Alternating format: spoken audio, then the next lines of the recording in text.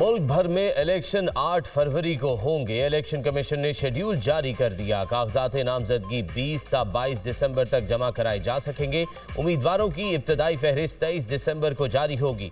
Returning अफसरान 19 दिसंबर को public notice जारी करेंगे। उम्मीदवारों के कागजात नामजदगी की जांच पड़ताल 24 से 30 दिसंबर तक होगी। कागजात नामजदगी के खिलाफ एतराज़ात 3 जनवरी तक दायर किए जा सकेंगे। उम्मीदवारों के कागजात नामजदगी के खिलाफ अपीलें 10 जनवरी तक सुनी जाएंगी। 12 जनवरी तक कागजात नामजदगी वापस लिए जा सकेंगे। 13 जनवरी को इंतखाबी निशान अलॉट होंगे।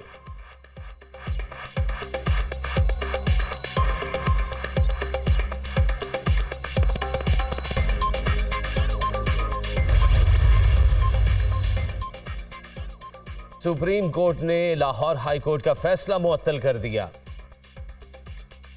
अरवाज से मुतल्लिक दरख्वास्त पर लाहौर हाई कोर्ट मजीद कार्रवाई ना करे। इलेक्शन कमीशन को इंतखाबी शेड्यूल जारी करने का हुक्म जो रुकावट थी वो दूर कर दी। अब इलेक्शन कमीशन अपना काम करे। चीफ जस्टिस की हिदायत, किसी को जमहूरियत डीरेल करने की इजाज़त नहीं दी जा सकती। लाहौर हाई कोर्ट के जज ने गैर ज़रूरी इजलत में फैसला दिया। तमाम फरीकैन 8 फरवरी की तारीख पर मुत्तफिक थे। सुप्रीम कोर्ट का हुक्मनामा। लाहौर हाई कोर्ट में दरख्वास्त गुजार वकील उमैर न्याजी को तौहीन अदालत का नोटिस जारी।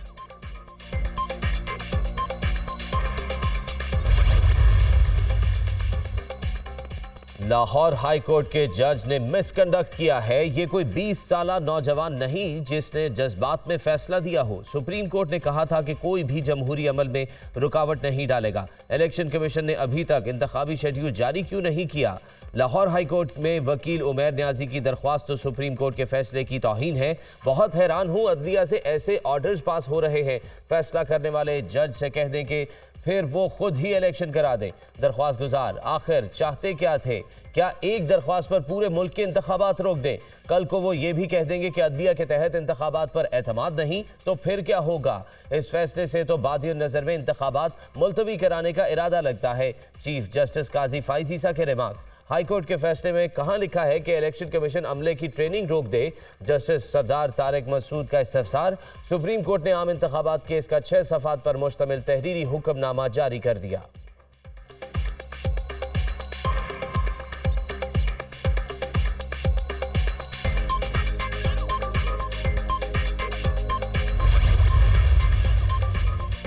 कभी नहीं कहा कि इलेक्शन में ताखीर हो सकती है। Chief election commissioner Sikandar Sultan Raja का सुप्रीम कोर्ट के फैसले पर रद्द अमल। कहा, पीटीआई समेत तमाम सियासी जमातों को लेवल प्लेइंग फील्ड फराहम कर रहे हैं। पीटीआई के केसेस का फैसला मेरिट पर होगा। हम दुआ नहीं दवा भी करेंगे। बलोचिस्तान और केपी में सिक्योरिटी की सूरत हाल तशवीशनाक है मगर दुआ गो है।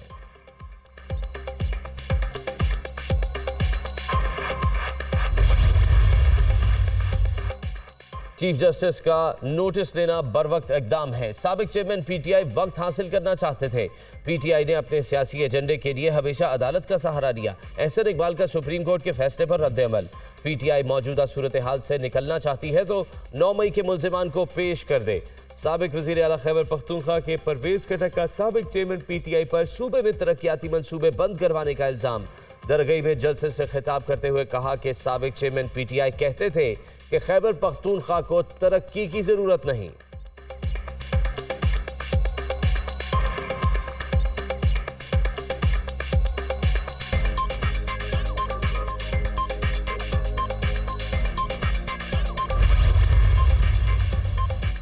करप्शन और करप्ट प्रैक्टिसेस का इल्जाम। नैब ने फवाद चौधरी के वारंट गिरफ्तारी जारी कर दिए। फवाद चौधरी को गिरफ्तार करके अदालत पेश किया जाए, नैब हुकाम। नैब ने सेक्शन 24A के तहत फवाद चौधरी के वारंट गिरफ्तारी जारी किए। नैब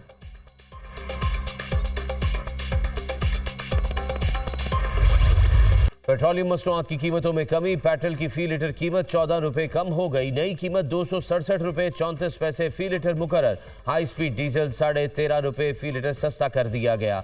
नई कीमत 276 रुपए 21 पैसे फी लीटर हो गई। लाइट डीजल 11 रुपए 29 पैसे सस्ता हो गया। मिट्टी के तेल की कीमत में भी 10 रुपए 14 पैसे कमी कर दी गई। नोटिफिकेशन जारी।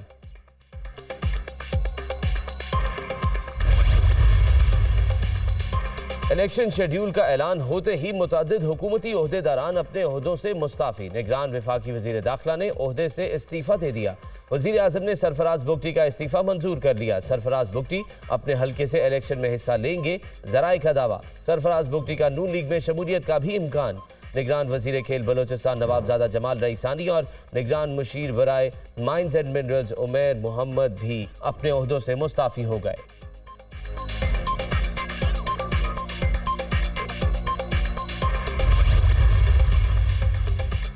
इलेक्शन कोई भी हो, मुश्किल तो होता है, सिर्फ रावलपिंडी की सियासत करते हैं। हमारी 2 सीटों की सियासत है, कलम दवात के निशान पर इलेक्शन लड़ूंगा। इलेक्शन मुहिम लाल हवेली से शुरू करेंगे। शेख रशीद की मीडिया टॉक।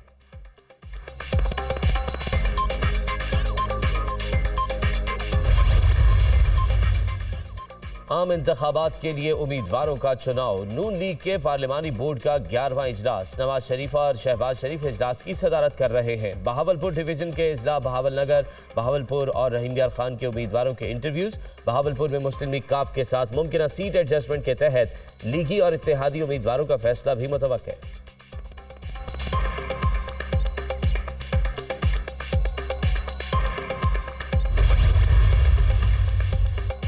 जस्टिस सरदार तारिक मसूद ने बतौर कायम मकाम चीफ जस्टिस पाकिस्तान हल्फ उठा लिया। सीनियर जज जस्टिस एजाजुल हसन ने कायम मकाम चीफ जस्टिस से हल्फ लिया। हल्फ बर्दारी तकरीब में सुप्रीम कोर्ट और लाहौर हाई कोर्ट के जजेस की शिरकत। अटॉर्नी जनरल, रिटायर्ड जजेस और सीनियर वकला समेत जजेस के अहले खाना की शिरकत। निगरान वज़ीर आला पंजाब मोहसिन नकवी के चिल्ड्रन अस्पताल, जनरल अस्पताल, खिदमत मरकज और बंद रोड के दौरे। 4.5 घंटे तक ज़ेरे तकमील प्रोजेक्ट्स और सर्विसेज का जायजा लिया। Cancer, digital ward, dental ward, operation theatre भी देखे। इंतजामिया को बायोगैस पाइप की अंडरग्राउंड फिटिंग की हिदायत। मोहसिन नकवी ने खिदमत मरकज में लाइसेंस बनवाने वाले शहरियों की हौसला अफजाई की।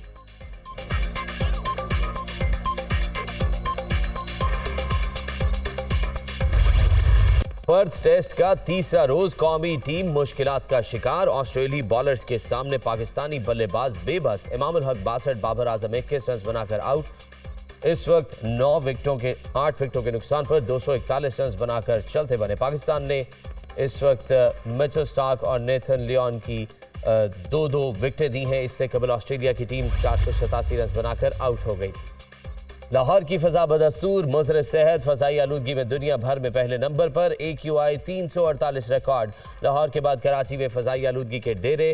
बालाई खैबर पख्तूनख्वा, गिलगित बल्तिस्तान और कश्मीर में बारिश और पहाड़ों पर बर्फबारी का इम्कान। पोटोहार और शुमाल मशरकी पंजाब में भी हल्की बारिश मुतवक्किल।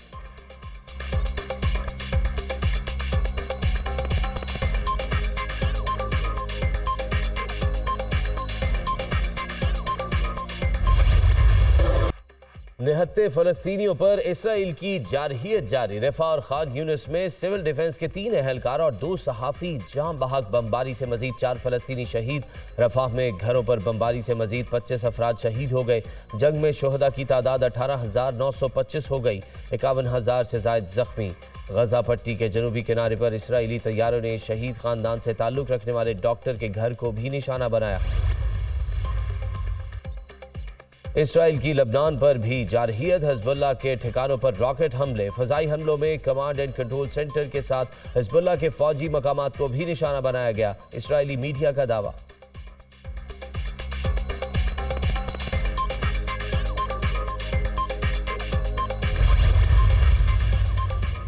और मुश्किल ट्रैक पर ड्राइवर्स की महारत। झलमग सी डेजर्ट चैलेंज रेस के मुकाबले जारी। पहली बार बाइकर्स भी रेस में शरीक। रेस के ट्रैक का फासला 130 किलोमीटर रखा गया है।